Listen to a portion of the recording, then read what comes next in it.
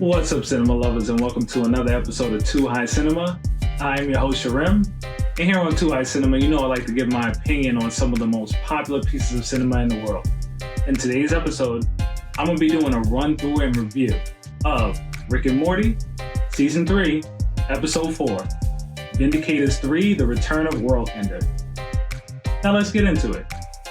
On that note, don't forget to check out our merch options provided by KLB Supply at klbsupply.com. Follow Too High Cinema and KLB Supply on Twitter and Instagram at Too High Cinema, at Too High Club, and KLB Supply. Now let's get back into it.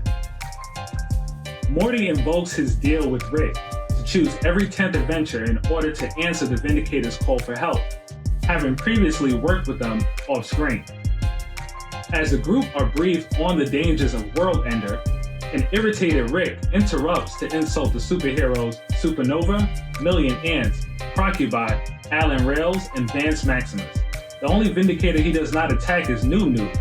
In the meeting, Morty is upset to discover that the Vindicators met for a second adventure that Rick and Morty were not invited to. The next morning, the Vindicators arrive at the briefing room to discover an unconscious Rick in a puddle of diarrhea. Noob stays behind to clean while the rest of the group leave to defeat World Ender.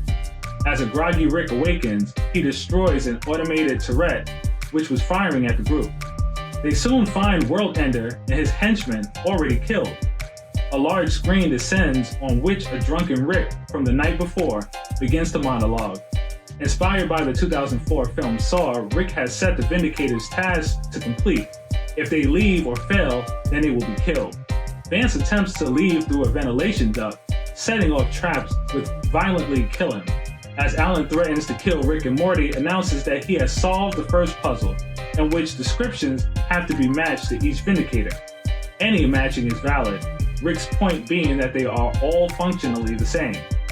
The second puzzle is to choose the place on a map that the Vindicators refuse to speak about.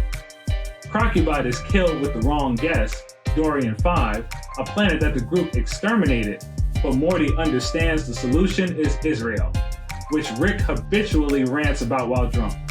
In the third puzzle, the group tried to score basketball 3-point field goals while Morty aims to disarm a neutrino bomb.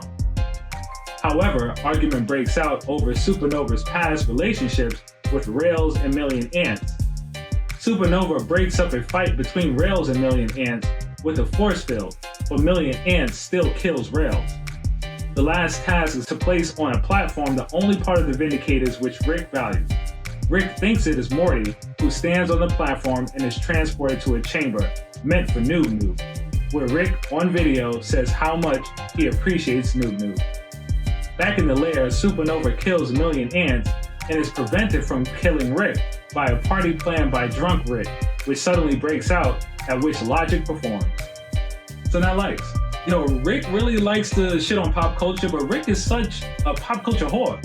He created a whole Saw obstacle course with a live performance by Logic at the end. He really took his time to come up with all those traps based on the Vindicators, and yet at the same time, he claims he doesn't care about anything or anyone.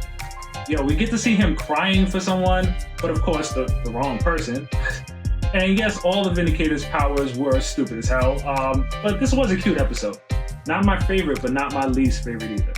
But for the grading, I'm definitely going to give it dank for comedy, drama, dank, action, mids, horror, mids.